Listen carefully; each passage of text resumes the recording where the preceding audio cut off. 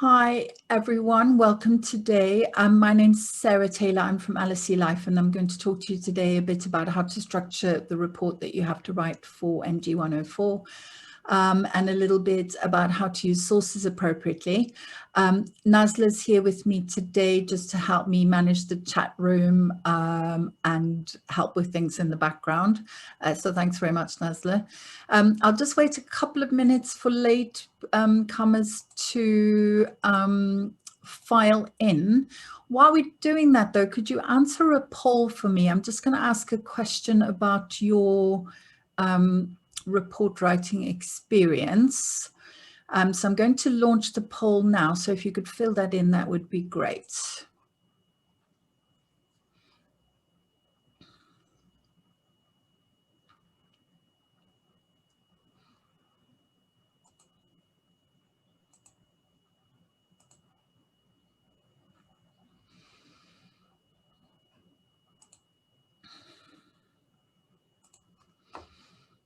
Okay, folks, hi, if you've just come in, could you answer the poll? Have you ever written a report before? And then we'll start in a minute or two. We're just giving everyone a little bit of time to enter the room.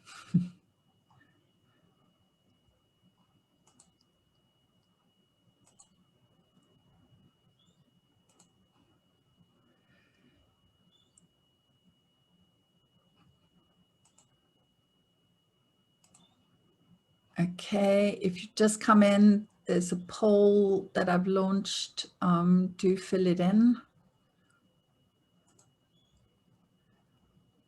If you've ever written a report before.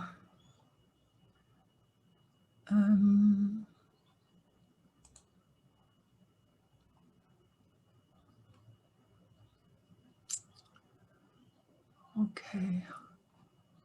I think that's about it. I'm not sure if everybody's, yes, you're all filling in. Thank you very much. A few more seconds and then I will end the poll. So have you ever written a report before?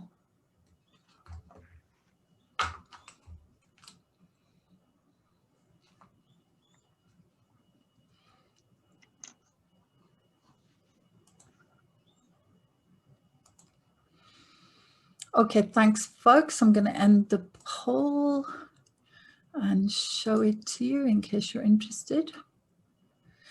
So I hope you can see that. 69% of you have never written a report before. That's absolutely fine, because that's what I'm here for today. Some have written one in another language and some have written one in English. So hopefully this session will be helpful for all of you. Just a couple of, sorry, we'll talk about that in a second. The plan for today is two main sections in line with the title of this session. The first thing I'll talk about is the structure of your reports, so the overall structure. And then I'll talk a little bit more about organizational features to make your ideas flow in the report. What we're going to do is disable the chat during that session. And then after the first section, Nasa will open the chat and you'll be able to ask questions in the chat about organization. Then I'll move on to the second section, which is about using sources in your report.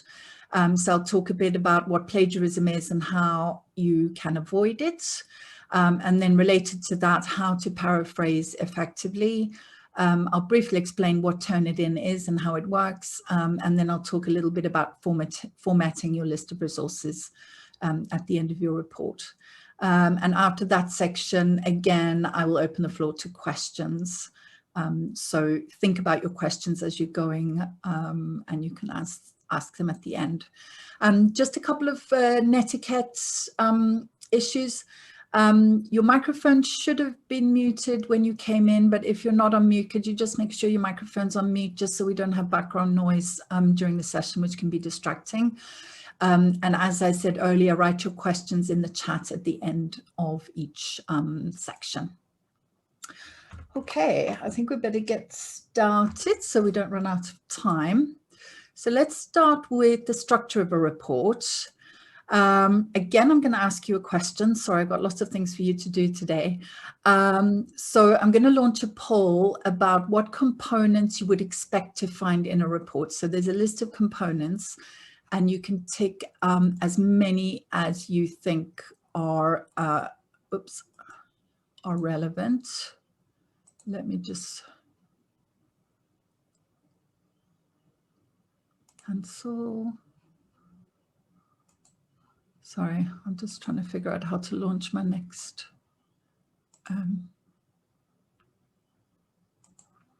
poll. No, my poll's not working. And sorry, I haven't used more than one poll before. I didn't know how to do the next one. Okay, sorry. Here we go. So just tick all you think apply to that would be a typical section in a report.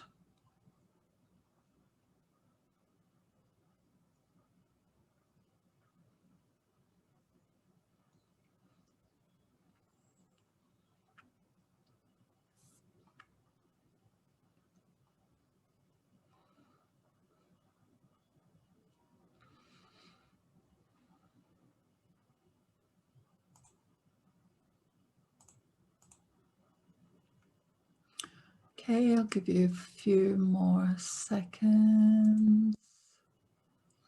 A few more people still need to vote. A couple more seconds.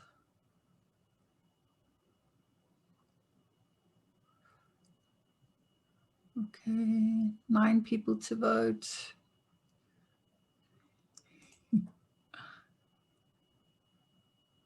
All right.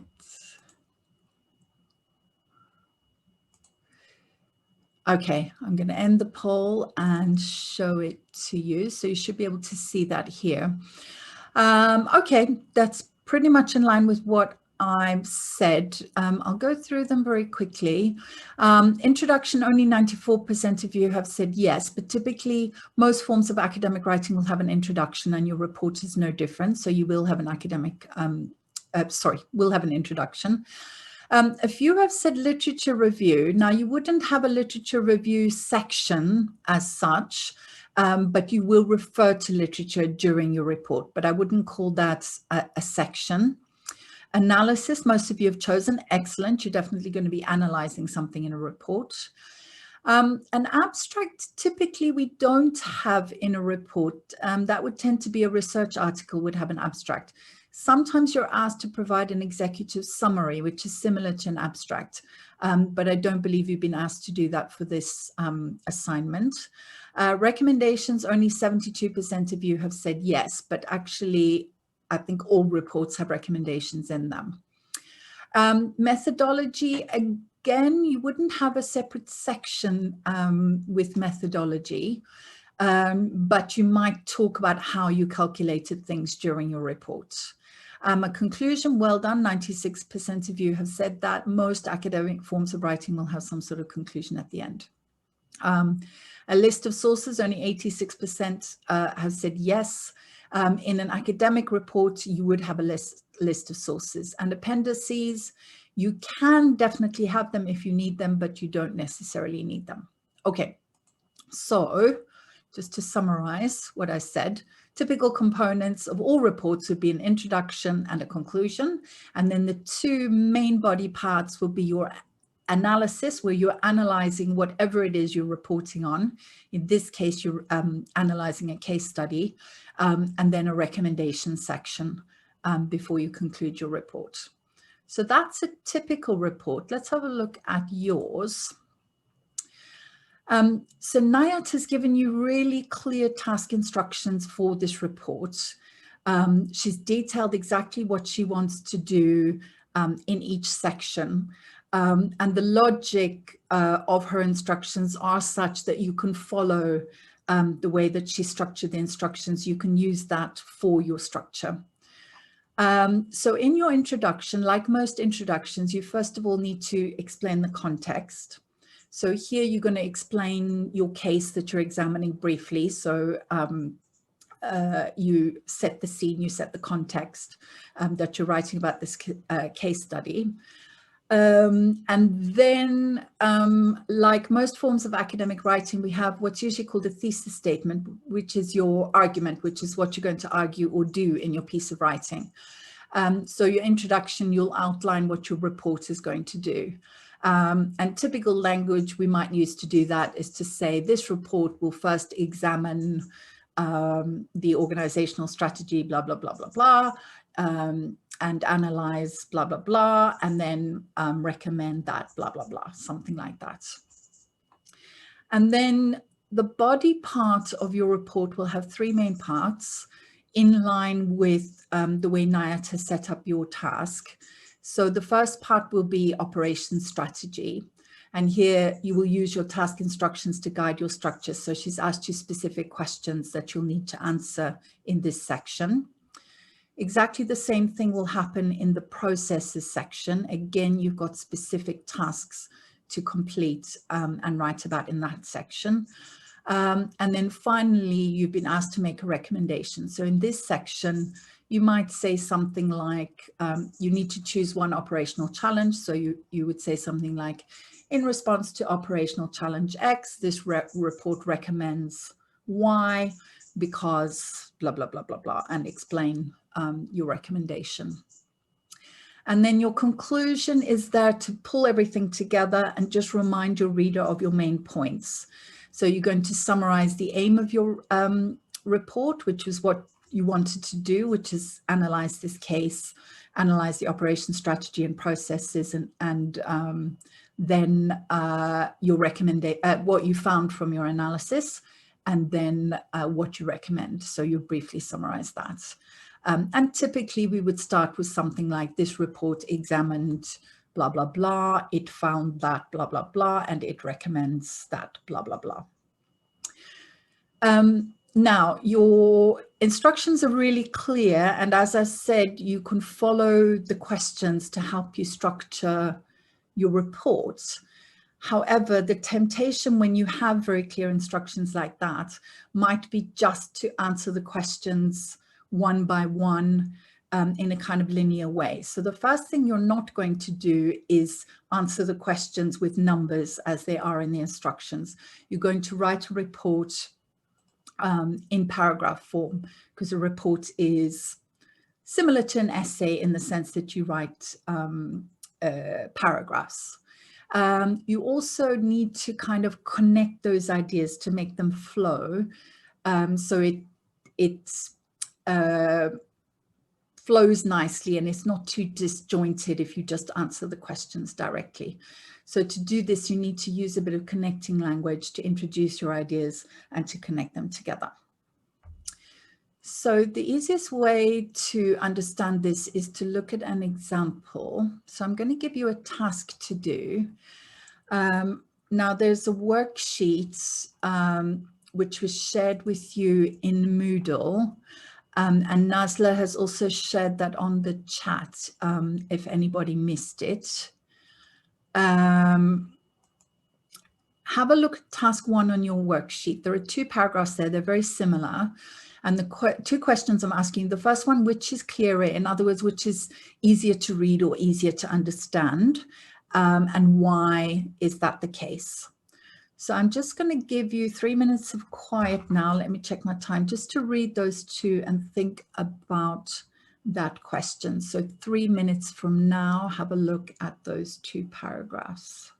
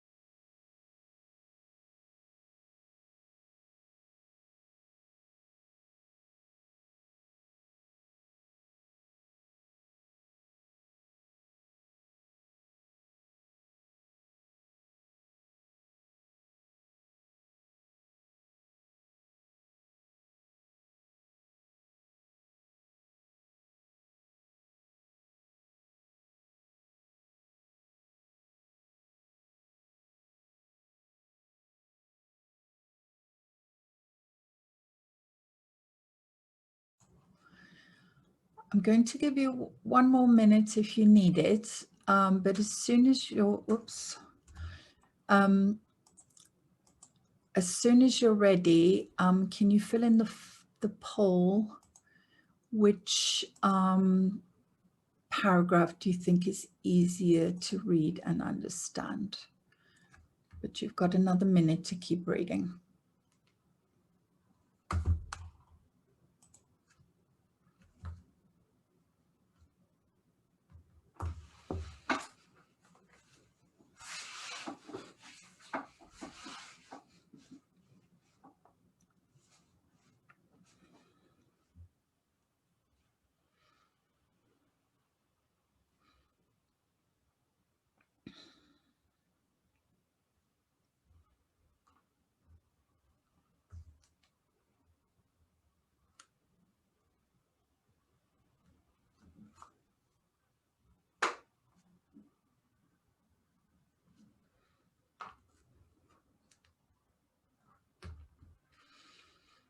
Okay, can you all try and fill the poll in now? I'm going to close it in a few seconds. So which one did you find easier to read?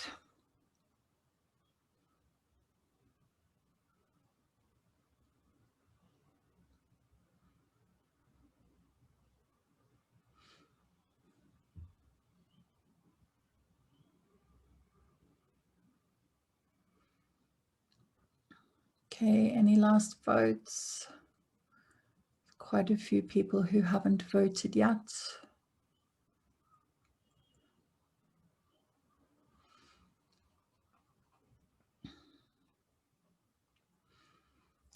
All right, so I'm going to close the poll now.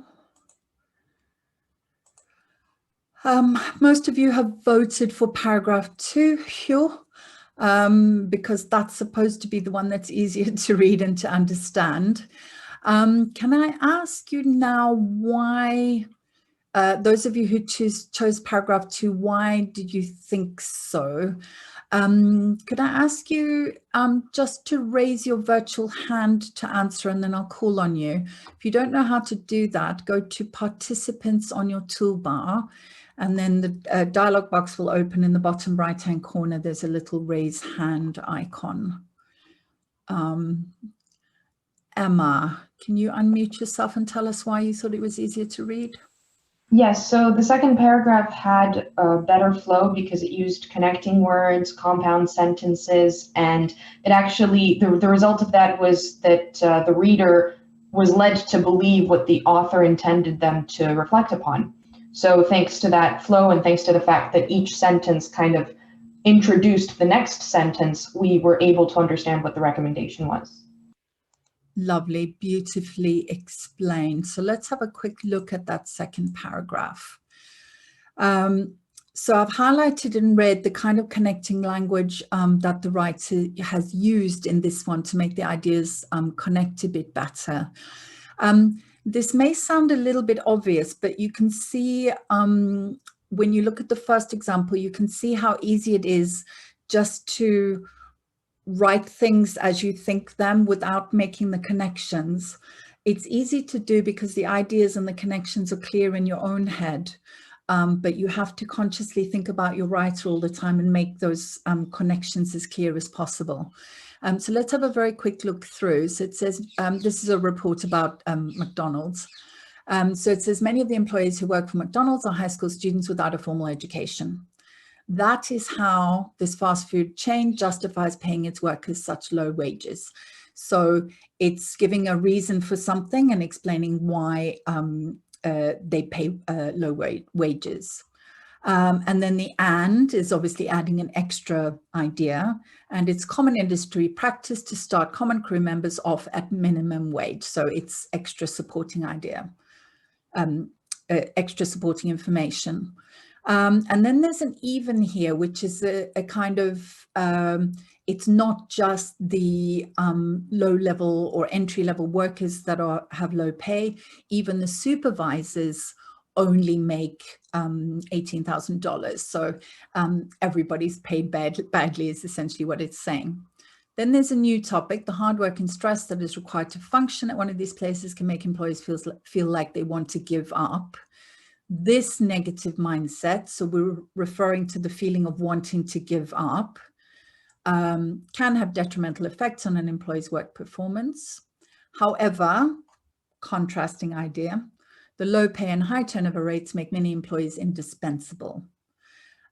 So although the employees have a negative mindset, the company can't really get rid of them because they have high turnover rates that they want to stop. They try and keep everybody who wants to stay. This, the fact that they are indispensable, allows them to get away with poor work ethics and less than adequate training. So this is the result of this problem. And it is therefore recommended, that therefore is a kind of result of this thinking, introducing the recommendation that McDonald's provide better, blah, blah, blah. So you can see how the writer has used those terms to kind of connect everything nicely and make it easy for the reader to follow the logic. So you guys need to think about those things when you're writing up your reports, and try to make sure that you have that kind of flow going on in your paragraphs. So the easiest way, probably in terms of your writing strategy, is first of all to write down the answers to the questions as they're written in your task instructions, and then go back to them and look at how you can connect them and make nice connected paragraphs that flow from the information that you're trying to convey. So I'm going to move on to using sources in a minute, but I'll take some questions now on structure. There were a couple of questions in Moodle, which Nazla shared with me. I think I've answered one of them, which was, are you going to follow the structure of the task instructions? And the answer is yes. And you can use those headings: introduction, operational strategy, processes, recommendation, conclusion. I'll have a look at the chat. Sorry, Pauline, could you unmute yourself and tell me what you mean by subtitles? Do you mean footnotes? I mean like the titles of the paragraph. Oh, or the yes. question. Yes, like headings, section headings. Yes, I think that's a good idea. Most reports have section headings, so yes. Thank you. All right, then. Marcus asked if you need a table of contents. I don't believe so. It's pretty short report. I think it's only 1,000 words. So I think you'll be fine without a table of contents. Usually we only include those for very long documents, like a sort of 10,000 word dissertation. Alicia's asked if it's just a singular report for all of the questions. I think I understand from your question that you're not isolating the questions into separate things. So yes, you're writing one report, but you need to answer the questions within your report and follow the logic of the questions, if that makes sense. Come back to me if I didn't answer your questions. Adona says, how can we get marks on each question when we connect our answers through paragraphs? If you answer the question, when your tutors mark them, they'll be looking through and going, you know, oh yes, that's the answer to that question, that's good, or that's not very well answered, or this answer is missing. So they will be able to mark that, don't worry about that. Aisha's asked about writing style, whether she can use I or third person. This is very much discipline specific. So I might ask Nazla about this one. In management, is it typical to use I, or do you tend to avoid using I in management writing? I mean, since in academia, part of the management, we generally use we because the work generally belongs to multiple people. Mm-hmm. But now their work is just, they don't have a group work now. Mm-hmm. So I think it's okay to use I, just from my point of view. Mm. Thank you very much, Nazla. I would recommend, even if your discipline allows the use of I wouldn't overuse it, just because then it sounds very personal. It gives a very personal tone. So try to avoid it. A very easy way to do that is to say, this report recommends, this report analyzes, and then you don't have to say I a lot. JJ Krzyziak, I probably mispronounced your name. Sorry, I can't see your name, just your email address. Said, should we include the numbers of tasks when addressing the given problems? You don't need to include the numbers, just answer the questions. Yeah, so follow the order, answering the questions and connecting them as you go. Are we addressing the report to Edwin himself? I wouldn't, I don't know, Nasla may disagree with me, but I probably wouldn't. I would write the report as if it's for anybody who wants to read it. So rather than saying, as you know, or your company, I would talk about the company, and I recommend that, or this report recommends that the company does this, is probably a better approach. Yeah, I agree, I think, for this Thanks, one. Nasla. Dia's asked if references count in the word count. Good question. That is in your task instructions. So everyone do have a look in Moodle. There is a document that tells you about formatting, and references do not count in the word count, but please go and look at your formatting instructions on Moodle. Will we get a sample report or an example? I don't think so, but you would need to ask Nayat or your tutor about that. There are millions of example reports online if you want to get an idea of what a report looks like. But remember, those are reports for many different functions. But yes, ask Nayat or your tutor for a sample. Can we have LSE Live look over our report before we submit it? Yes, I'm going to give you some resources at the end of this session. You can book a one-to-one with an LSE Live study advisor. They can give you some advice on your structure, how well you've connected things, how well you've used your sources. They obviously can't help you with your content, but they can definitely help you with that. Lovely question. Shall we let it flow chronologically, says Ardonis. Chronologically means in time order. So I'm not sure if that's what you meant. I think it's more in order of the tasks that you've been given. So you're looking at operational strategy and different aspects of that, and then some calculations you have to do regarding processes. If you mean chronologically or in order through the tasks, yes, I would recommend that.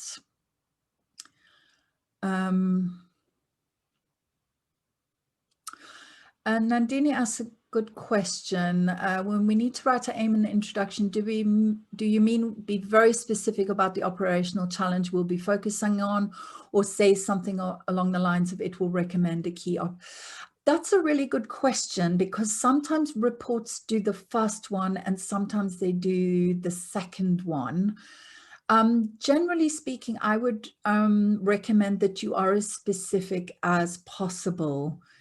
So give your specific operational challenge at the beginning in your introduction.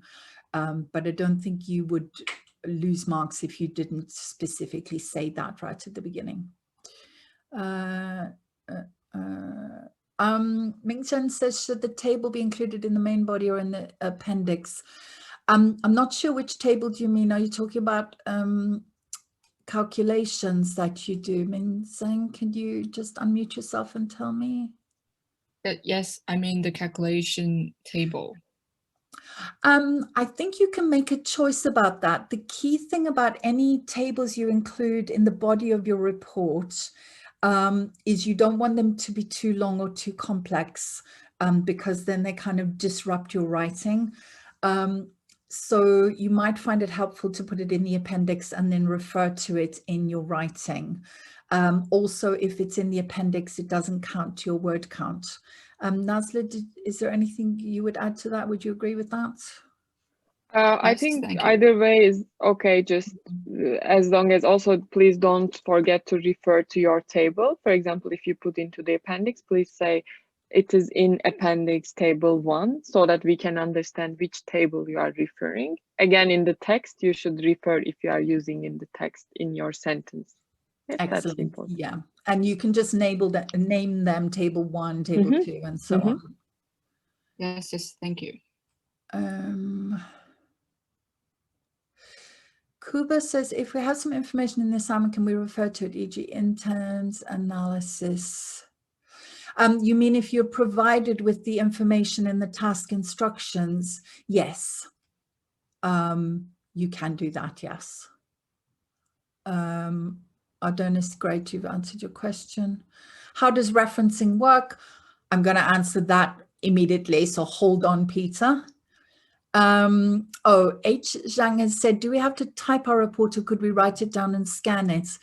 I'm going to say type it. I think Nazla can chime in here, but it's very unusual to handwrite anything for academic assignments. Yeah, Nazla's nodding. Sorry. Yeah, I think since you will also upload to the Moodle and during this COVID times, I think it would be easier for both of us to have the typed version, so that we can give feedback on that. Yes, for feedback purposes, and it's obviously easier for your markers to read if it's typed as well. Okay, great. Excellent questions. Thank you, everyone. I'm going to move on now to the next part, which is about using sources. So the report, you've been given a lot of information, but you do need to refer to some of your readings in your analysis and in your recommendation. So one of the things the school talks about, and this is in your assignment instructions, is plagiarism and not to plagiarize. So what is it? A very broad definition of plagiarism is presenting somebody else's ideas or their words as your own. And the LSE regulations say this, bear with me, it says all work for classes and seminars, which could include, for example, written assignments, as this one is, group work, presentations, and any other work, including computer programs, must be the student's own work. Direct quotations from other works. So quotation is when you copy directly from your source. Quotations must be placed properly within quotation marks. So you need to put quotation marks around anything you copy directly to show that you've copied it directly, and must be cited fully. To cite means to say where you got the information from. And in all academic writing, we pretty much do it the same way, which is with the surname, that's the family name of the author, and the year of publication. And I'll talk to you in a minute about how to do that. So you have to do that every time you quote. Then it says all paraphrased material. So paraphrase is when you take the ideas from the source, but you rewrite them in your own words. Because that's still the same ideas from the source, you still have to acknowledge your source. So acknowledge is just another way of saying cite. You need to say where it comes from. So every time you use an idea from an article or a book, you need to write the author's name and date to show where you got that idea from. And then it says, infringing this requirement, whether deliberately or not, or passing off the work of others as the student's own work, whether deliberately or not, is plagiarism. So obviously you're not going to plagiarize deliberately, but we want to avoid doing it by mistake because that can affect your mark and can cause disciplinary actions and horrible things. I don't want to frighten you, because if you follow these simple rules, you will be absolutely fine. So let's have a look at what you need to do to avoid plagiarism. So you must do these things. First of all, whenever you use information from a source in your report, you want to try to paraphrase as much as you can from the author's words. So you want to rewrite them in your own words.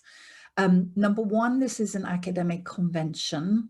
Number two, you want to show that you can understand complex ideas and explain them simply in your own way so that your tutor knows that you understood what you're reading about.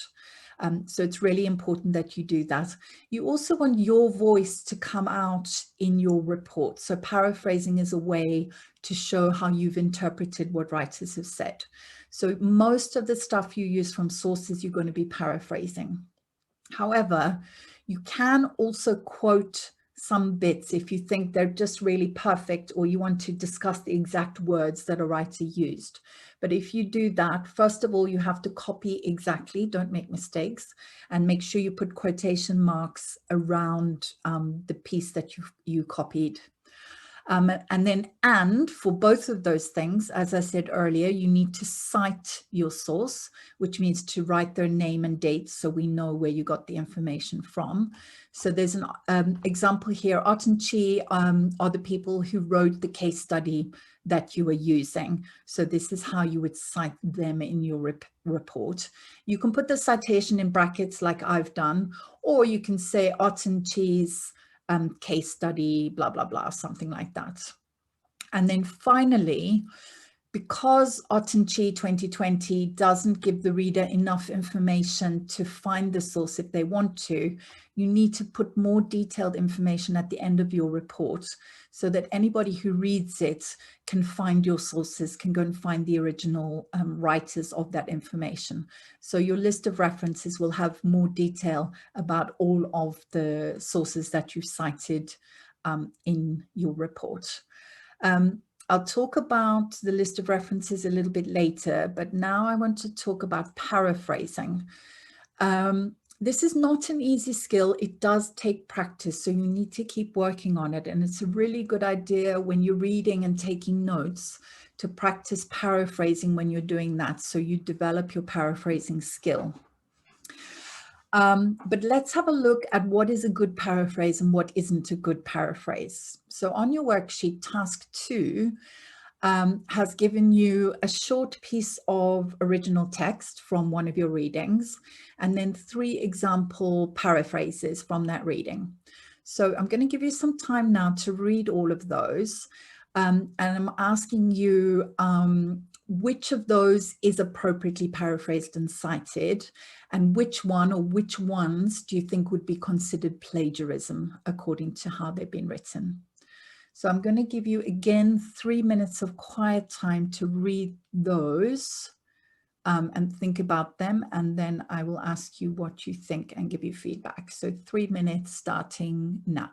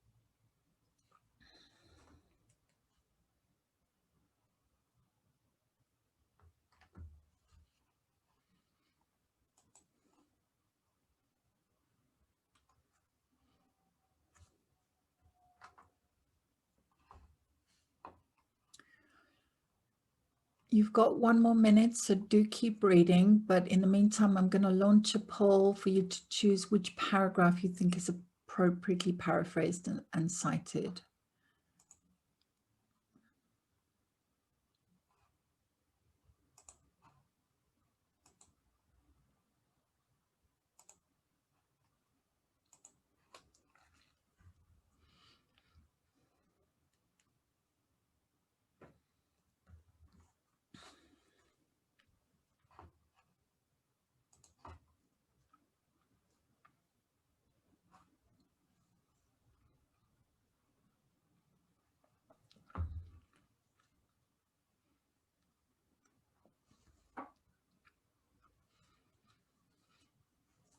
Okay, as soon as you're ready, fill in which one you think, first one, second one, or third one, is the most appropriately paraphrased and cited.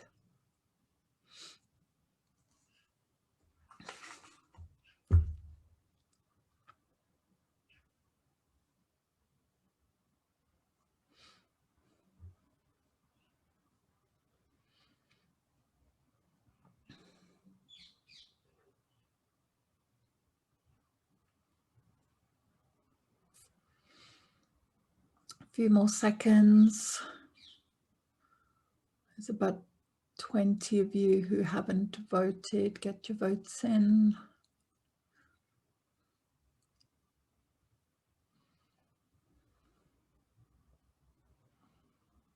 A few more seconds.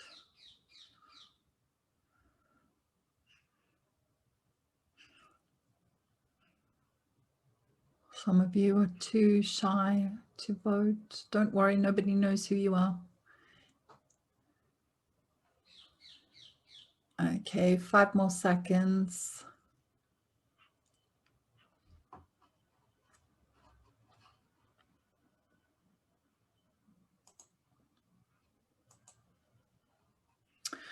Okay, I hope you can see those results. Paragraph 2 is a clear winner. I'm very pleased about that because that is the best one, but there is some disagreement about the others. So let's have a look at those in a bit more detail. So this is the first example of the paraphrase. The bits in red are directly copied from the original text.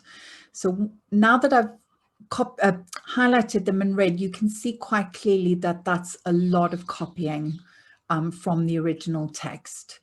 And this method of paraphrasing is quite a common strategy that students use, which I would strongly discourage because it doesn't work for 2 main reasons. We call this word for word paraphrasing, when you go through and try to change certain words for synonyms, for words with a similar meaning. It doesn't work for a number of reasons. The first reason is that you still have the same structure of the original text, which is not really considered a proper paraphrase. The second, more serious problem is when you change words into synonyms, they don't have exactly the same meaning. So you often end up by changing the meaning and sometimes even writing complete nonsense. So it's not a very good strategy. Also, if you don't change enough, you end up with too much from the original text. So this one is definitely unacceptable. It's not paraphrased enough, and some of the meaning is slightly different. Paraphrase 2 is a good one. So in this one, you'll see it's shorter, and that typically happens when you paraphrase because you're pulling out the main points and interpreting them and explaining them usually in a simpler way. So this one doesn't follow the original structure. It's changed the words enough.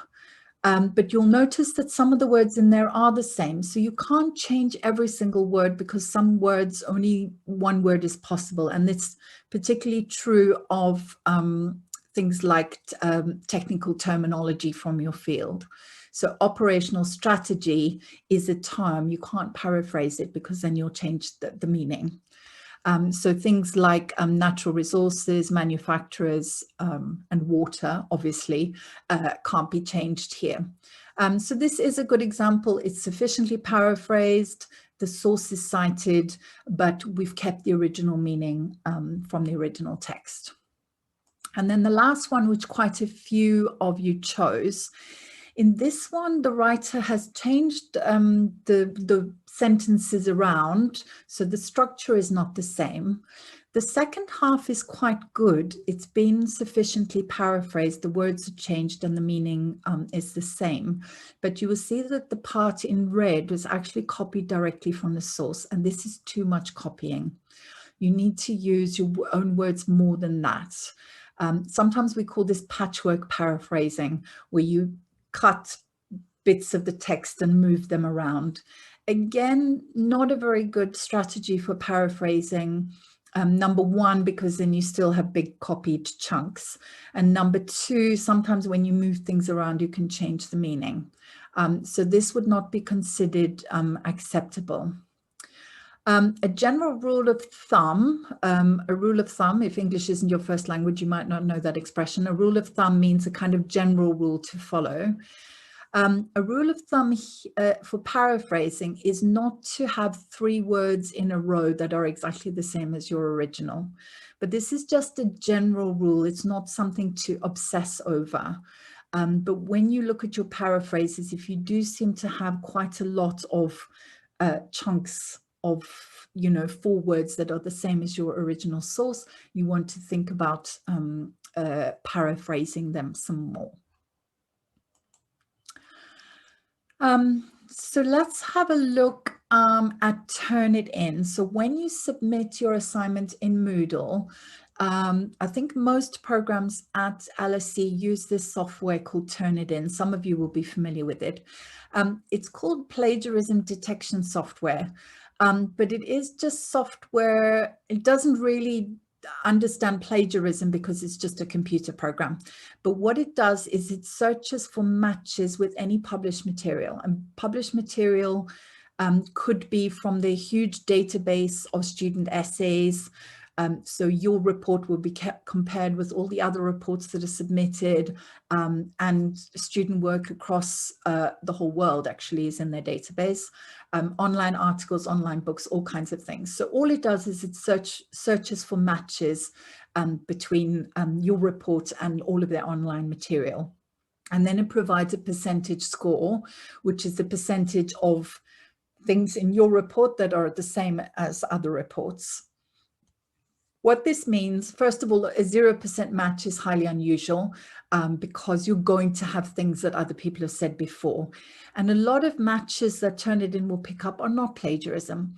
So for example, when you cite sources, other people will have cited them before. That might show up as a match. Common phrases like this essay will explain, or this report examines whether, are very common phrases. So those might be highlighted as matches, but you don't need to worry about those.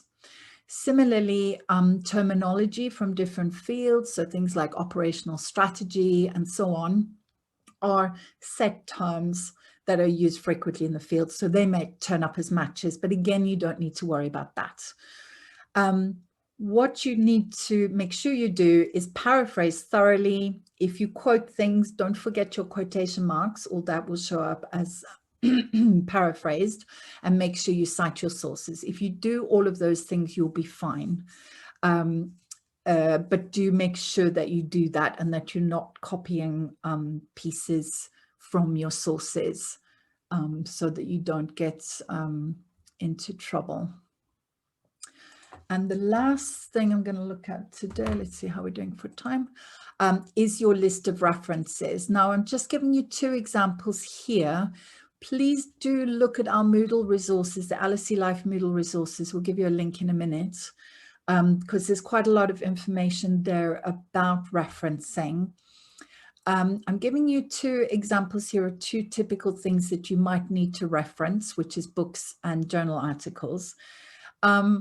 There are different style guides used by different departments at LSE. The most common one is Harvard, which I've used here, which is probably what your program uses. I forgot to check with NIAT, but that's the most common one.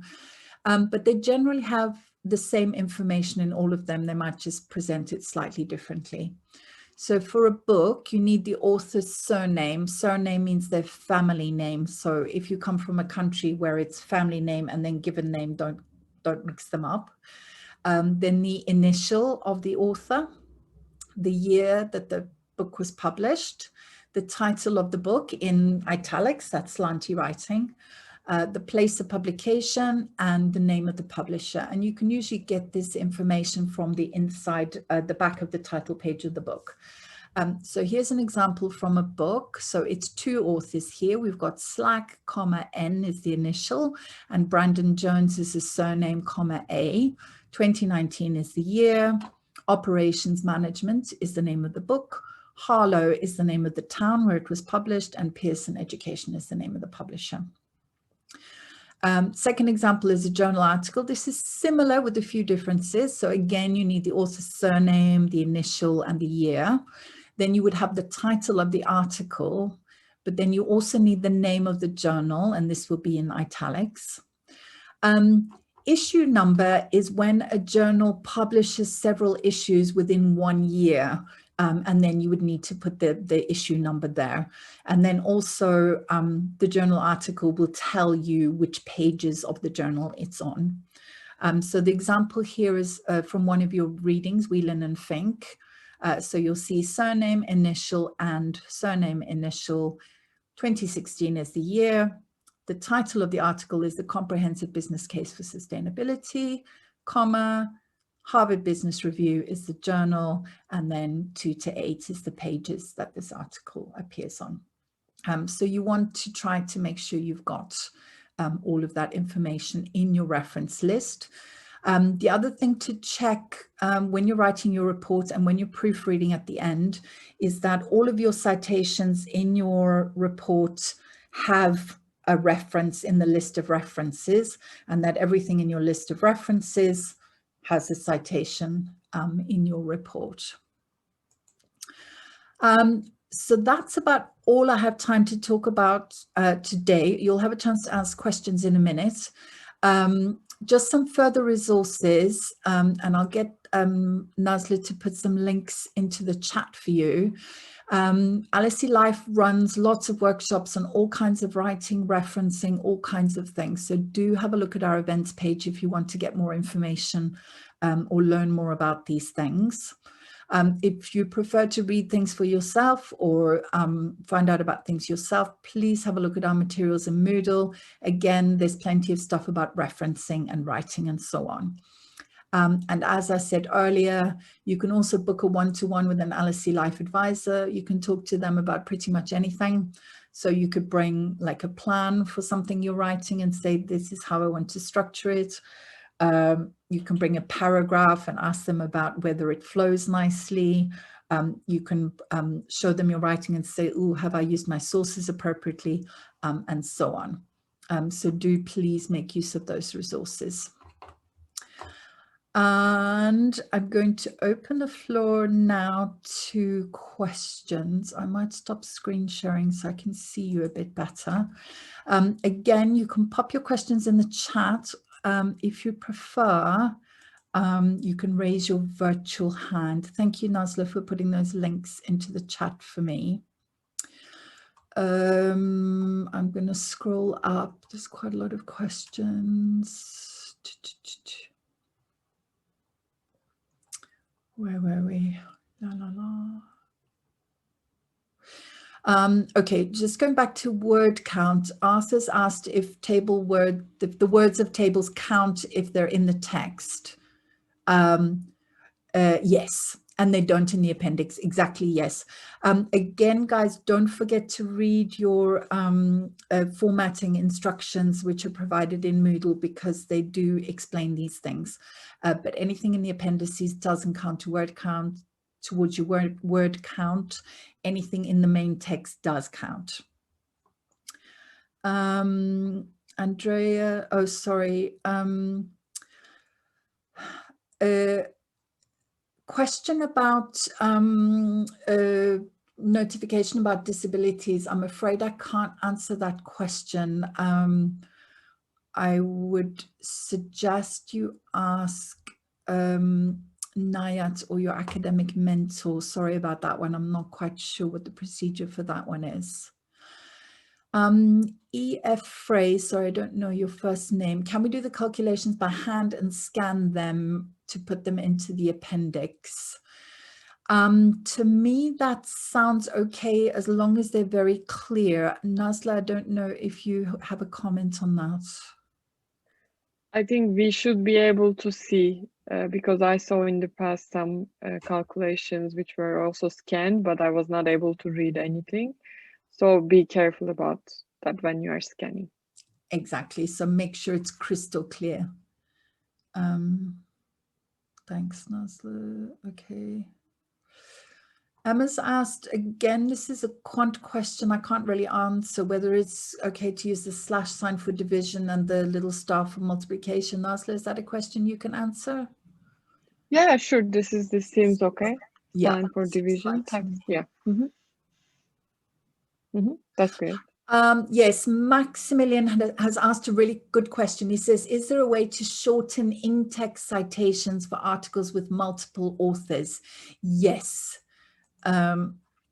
If you've got more than 2 authors, say it's Smith, Jones, and Black, the norm is to do Smith, or I'm just writing it in the chat for you, Smith et al. Et al is Latin for and the others.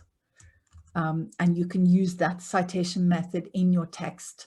So you don't have these very long citations. Good question.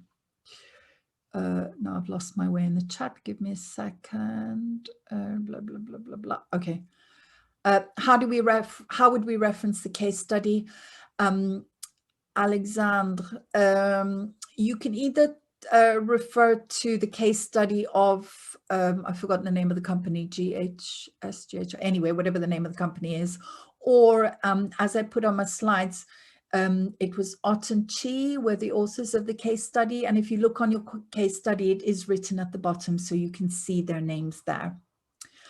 Anna's asked about footnotes. You can use footnotes if you really want to, but I think in management, it's more common to use in-text referencing, which is the one that I've showed you with the citations in the text. If we refer to a case study, we'd need to include this in our references. Umar, in this case, I don't think it's a major problem if you don't, because you've been assigned the case study and everybody knows what you're talking about, but it is good practice. So I would advise it just to get in the habit of making sure that you do include everything you've referred to in your reference list. Yes, Nandini's asked a similar question, but asks, each question needs evidence from the case, so do we have to cite each time? I don't think that's necessary at all. If you set up in your introduction that you're talking about this particular case study and you keep referring to the company name, you know, the company does this, or name of the company does this, you're absolutely fine. You don't need to keep citing. Do we cite and quote definitions we got from our class and lecture? Yes, and ideally find out where those definitions came from. Most lecturers don't really like it if you just parrot back exactly what they told you in the lecture. So hopefully they've given you a citation that you can use there. But yes, you do want to cite or quote definitions that you've been given from lectures. Anything that's not yours, you want to cite. Jai asks a very good question. If we paraphrase from the same source twice, do we have to cite the source name twice? So Whelan and Fink. The general rule is yes, but one very common practice is to write IBID which is short for ibidendum, which is Latin for, I think, the same as the last one. So you can only use it if you're referring to the author. Sorry, it's getting a bit noisy here. I think someone's drilling next door. If you're talking about the author you've just referred to. So if you say blah, blah, blah, Whelan and Fink, blah, blah, blah, Ibid means Whelan and Fink. I'm just putting Ibid in the chat so you can see what that looks like. Sorry, scrolling up again. So Mariam says, just to be clear, we still need to cite our sources even after we've paraphrased. Yes, 100 times yes. Remember, plagiarism is also using someone else's ideas as your own. So when you paraphrase, it's still not your idea. You got it from a source. So yes, you 100% have to cite. It's not just about avoiding plagiarism, though. It's also about supporting your ideas. So you're showing that you've done some reading, and you're showing that other people have written about this. So it's a means of supporting and strengthening what you're saying as well.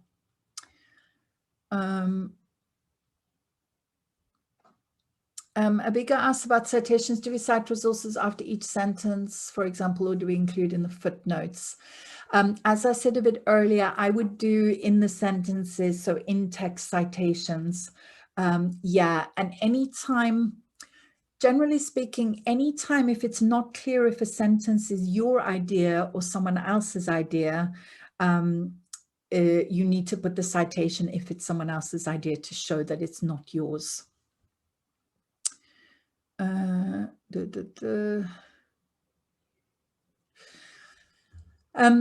Pauline's asked about whether we reference the author of the case study. I think I answered that earlier.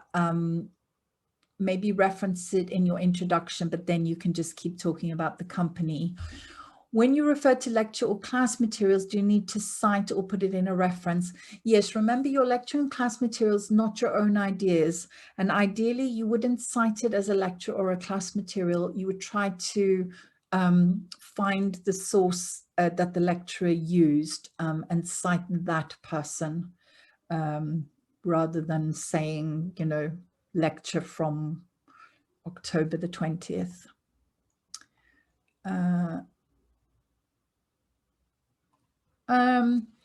Dia says, related to structure, since we're writing in a flow, we shouldn't use definitions.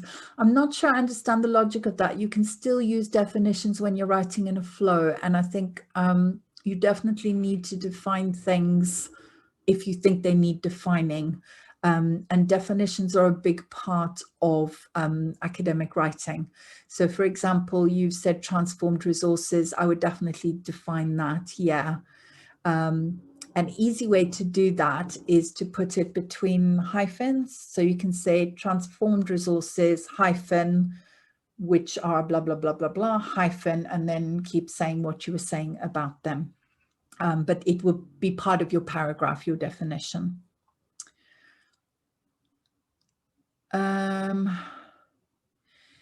Yashuan says, do we have to follow the order of the questions strictly, or can we just answer all the questions in any order as long as the report covers them?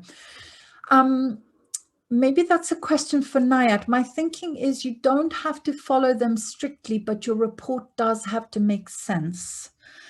And I think they've been designed so they do have some logical order.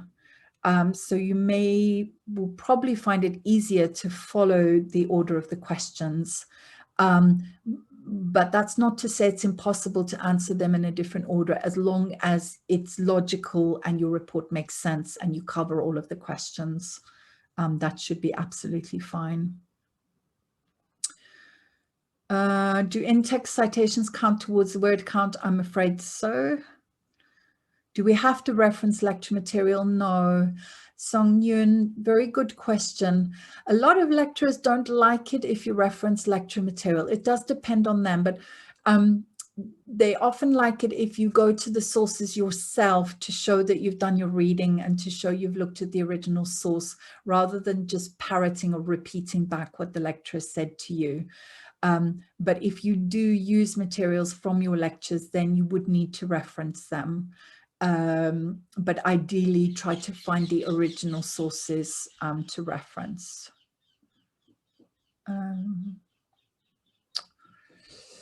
Dia's asked about making the table. Do we need to add additional columns like flow rates and cycle times, or just use what's already there? I don't know the answer to that question. Nazla, do you know? I'm just trying to read again. It says, when making the table, do we need to add additional columns like flow rates and cycle times, or just use what's already there? That's just preference. You can just use either the same table or add some columns or explain it just by your sentence if you are calculating cycle time. You don't have to add a column. You can represent in the way you want. Thank you, Nazla. Arthur's asked, where do I find the reference to Whelan and Fink and Doan and Avastivili Plana? You can do the same thing I did. So Whelan and Fink, I went onto your Moodle page and looked through your reading lists, and I found the Whelan and Fink reading. And on there, you'll get all of the detail about which journal, page numbers, and everything. And presumably the Doan and Avastivili Plana is also one of your course readings. So go and have a look on your Moodle page for those readings. Jai said, just to clarify, the references don't count towards the word count. It depends what you mean, Jai. The list of references at the end do not, but your in-text citations, because they're part of the text, will count towards your word count. But the list of references at the end don't. Ellen has said, do we have to talk about our opinion? Not quite sure what you mean by that question. Would you be able to unmute yourself and explain what you mean, Ellen? Is she still here? Yeah, I mean, do we have to like say what we think about what's stated in the report? That's a really good question and an interesting question, because essentially the whole report is what you think. Yeah. So when you're answering the questions about the company and doing your calculations, this kind of is your opinion, because it's what you think or how you think things work. The same way when you make your recommendation, it's what you think.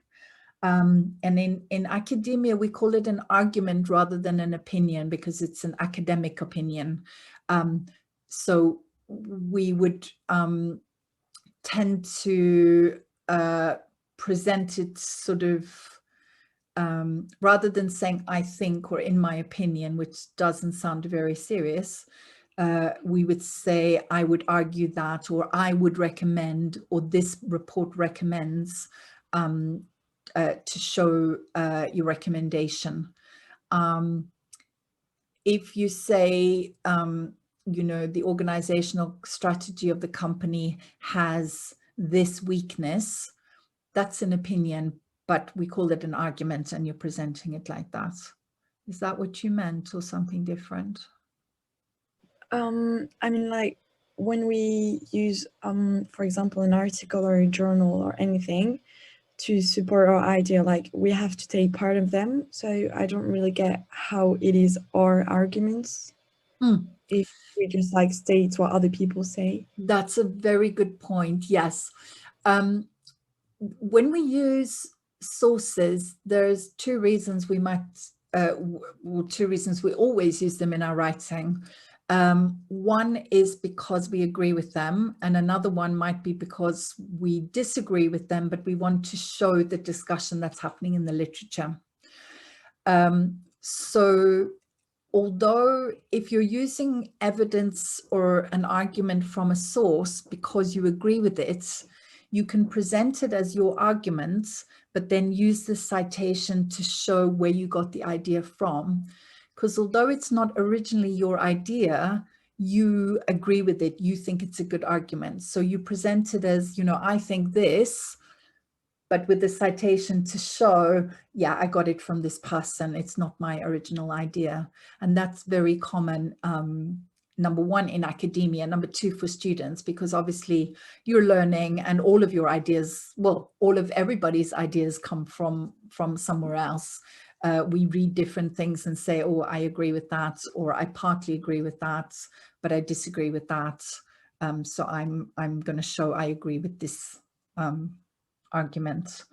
And the way you can show that is, for example, if you agree with Whelan and Fink, you can say, as Whelan and Fink argue, blah, blah, blah. Or you can present it as your own idea and say,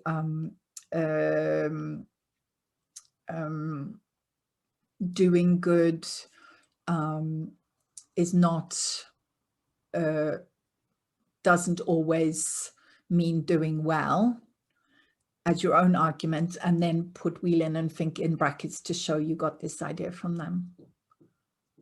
Is that a little bit more helpful? Yeah, thank you. Okay.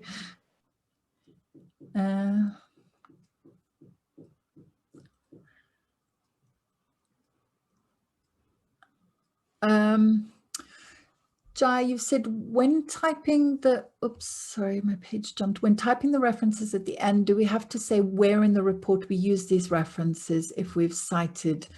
No, that would be a bit weird, because how would you say where? No, all you have to do, if you make sure that you've used the surname in your citation in your report, so you've said Smith in your report, and then in your list of references, you list your references by surname as well, in alphabetical order, so the reader will easily be able to find Smith in your list. So you wouldn't have to say it's in paragraph 4 or something like that, no. Nandini, that's not a silly question. Can I say GSH at times, or do I have to mention the whole name GSH conserves? To me, it sounds absolutely fine if you just say GSH. How to reference a website, asks Ufe.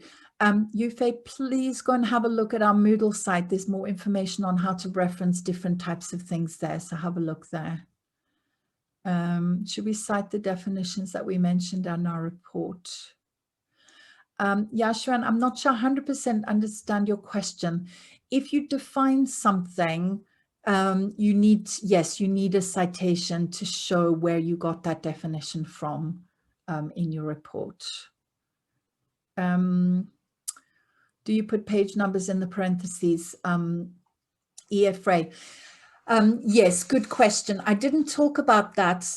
One thing about in-text references, one general convention is when you're paraphrasing, it's just author, surname, year. But when you're quoting, you put surname. Sorry, I'm just typing an example. Surname, year, and page number. As well when you quote. And I think we've run out of questions. I didn't see any hands up. I don't know if anyone else had any questions they wanted to ask directly. No more questions. Last chance, any more questions? No. Well, thank you very much, everyone, and thanks for hanging around a bit later. Lovely to meet you virtually, and lots of luck with your research. And do, make as much use of LSE Life as you can. We're here to help you. So do. The one thing I didn't say about the one-to-one appointments, we are running them on campus now if you want to see a live human being, or you can book an online appointment. It's completely up to you which one you choose. All of our workshops are online at the moment though. Thanks guys, lovely to see you all, and have a great day.